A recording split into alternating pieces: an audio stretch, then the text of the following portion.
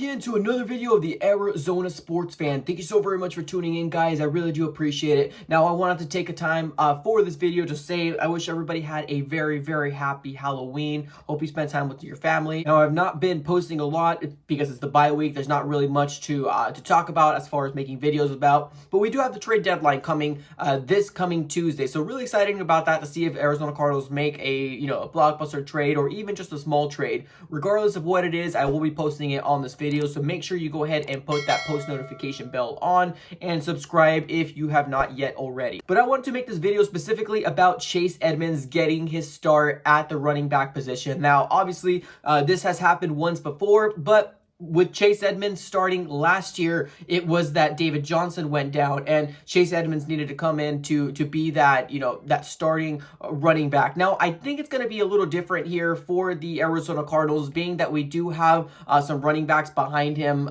this time around. Now, I know that when you think of a starting running back, you start thinking of like an Ezekiel Elliott, Saquon Barkley, something along those lines. But I think right now the NFL is making a change to where we're actually doing a running back, but it's going to be more of a running back by committee. So whoever is healthy, whoever has the hot hand, or, yes, you're getting snaps, but it probably might be like 60%. And the other two are getting 40, or 40 goes to the backup running back. So I think that's a big difference that's going on with the season here, which makes sense. Now that we didn't have those OTAs, those practices and all that different stuff, it's more of a reassurance to do a running back by committee so everybody stays healthy for the postseason. Now, I put a poll up, now that Kenyan Drake ended up getting hurt. It's really unfortunate. I've been saying this from the beginning of the season that I really like Chase Edmonds' running style a lot better this year, being that he just goes north and just puts his head down and tries to get every single yard that he's trying to get. I'm seeing a little different style of Kenyan Drake this year as opposed to the last 8 games that we had him last year that we ended up getting him from Miami.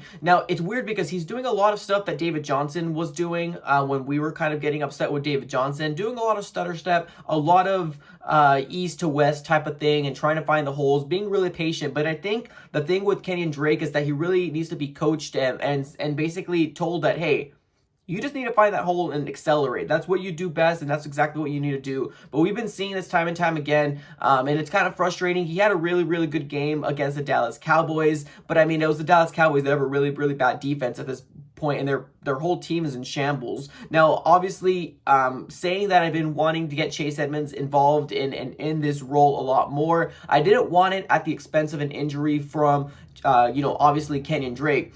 Now, it was really unfortunate to see him go down. I honestly was a little worried about it because I don't want him to be out for the season. But being that Kenyan Drake was wincing in pain and he ended up getting carted off, the towel was over his head, it looked really bad. After that Sunday night game, we ended up hearing out that, yes, he will be out, but it won't be for, the entirety of the season, which is really good. But he's going to be out for a few weeks. So, obviously, I think everybody knows who's going to be the, the workhorse or the person that gets most of the snaps. It's going to be none other than Chase Edmonds. I'm really excited for him to get the opportunity to go up there. I like his running style.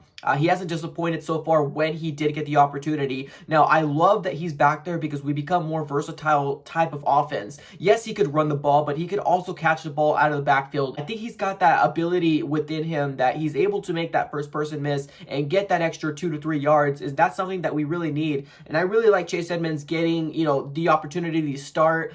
We've seen what he can do last year. I know he can do it.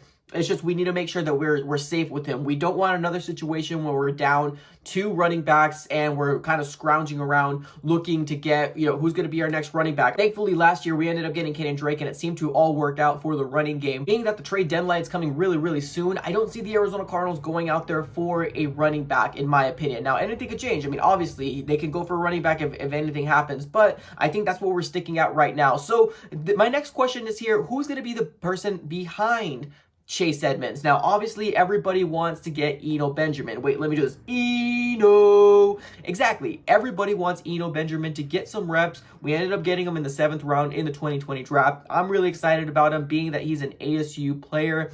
I like what I've seen in ASU.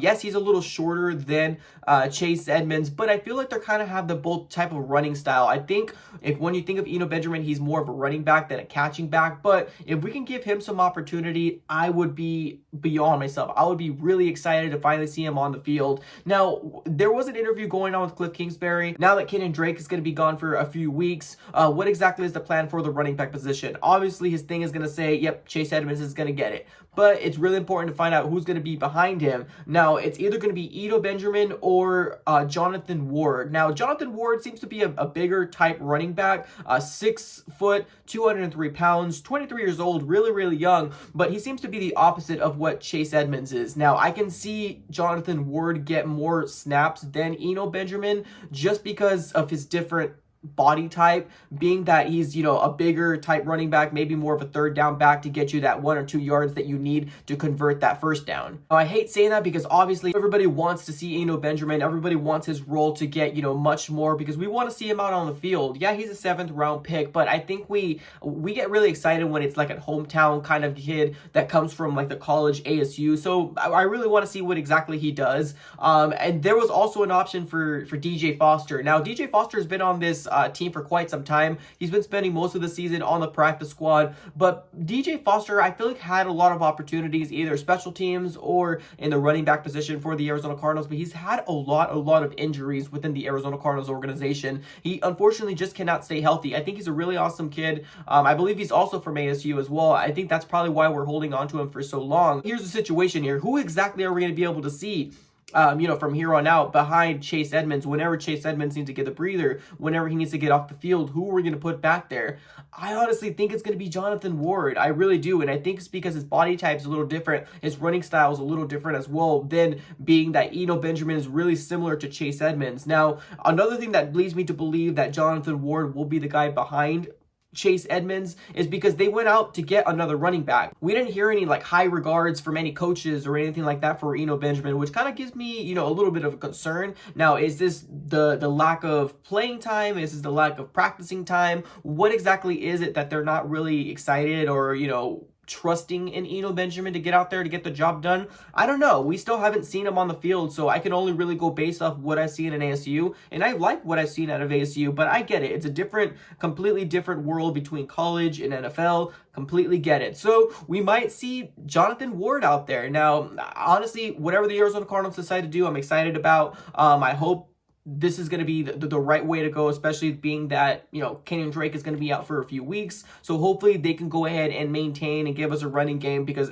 after this bye week, we got the Miami Dolphins, and then we got the Seattle Seahawks again on the Thursday night football game. So really excited about what's coming on here. I would love to see Eno Benjamin on the field. But I don't know. I think it might be a little bit longer before we start seeing Eno Benjamin. We probably will see Jonathan Ward and Chase Edmonds at the helm, basically being that #1 guy. But let me know what you guys think in the comments below. Really curious to figure out what you guys think. If Eno Benjamin can get an opportunity, go ahead and put that in the comments below. If you can go ahead and just put Eno on the comments, I would love that here. But yeah, guys, that's all I got for this episode. Definitely curious to find out what you guys want to say and have to say. Don't forget to subscribe if you are new to the channel, and don't forget to drop a like as well, guys. But that's all I got. Have a great rest of your day.